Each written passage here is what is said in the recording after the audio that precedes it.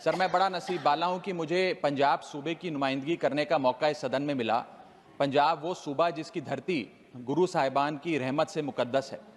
Sir, 1947 में जब देश का बंटवारा हुआ तब सिर्फ देश के ही दो हिस्से नहीं हुए, हमारे सूबे पंजाब के भी दो हिस्से हुए। एक पंजाब पाकिस्तान में रह गया, एक भारत में शामिल हुआ। सर, जब देश का बंटवारा हुआ तब लाखों पंजाबी परिवारों का खून बहा, जिसमें मेरा परिवार भी शामिल था। हमारे कई दोस्त रिश्तेदार हमसे बिछड़ गए, लेकिन उससे भी बड़ी बात, हमारे गुरुद्वारा साहब हमसे बिछड़ गए।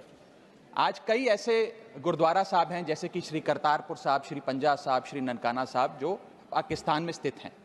इनमें से एक बड़ी मुकद्दस जगह है जहां गुरु नानक देव जी का प्रकाश हुआ, श्री ननकाना साहब, जो लाहौर से लगभग 90 किलोमीटर की दूरी पर पड़ता है।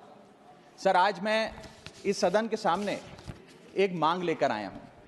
संगत को श्री ननकाना साहब जी के दर्शन करने का, दर्शन दीदार का, खुले दर्शन करने का एक बहुत लंबे समय से मांग है, मन में एक भाव है। उस संदर्भ में 3 छोटी मांगे आज मैं आपके माध्यम से सरकार के सामने रखना चाहता हूं।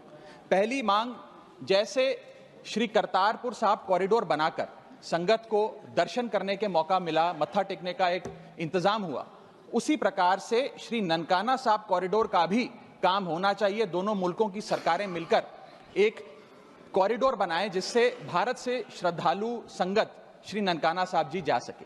मेरी दूसरी मांग, श्री ननकाना साहब जी जाने के लिए, दर्शन करने के लिए, खुले दर्शन करने के लिए कोई वीजा, पासपोर्ट, फीस या कोई कॉम्प्लिकेटेड फॉर्म की जरूरत ना पड़े, एक सरल सा प्रोसेस हो।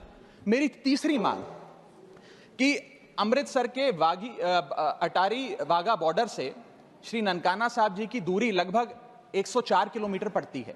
ये दूरी बड़े आराम से 2 सवा 2 घंटे में पूरी की जा सकती है, गाड़ी या बस के माध्यम से। मैं चाहूंगा कि इस सड़क को सेफ पैसेज बनाया जाए। दोनों मुल्कों की सरकारें मिलकर उस रास्ते को, जो अमृतसर से होता हुआ, लाहौर से होता हुआ ननकाना साहब जाता है, उसे सेफ पैसेज बनाए ताकि श्रद्धालु और संगत वहां जाकर खुले दर्शन कर सके।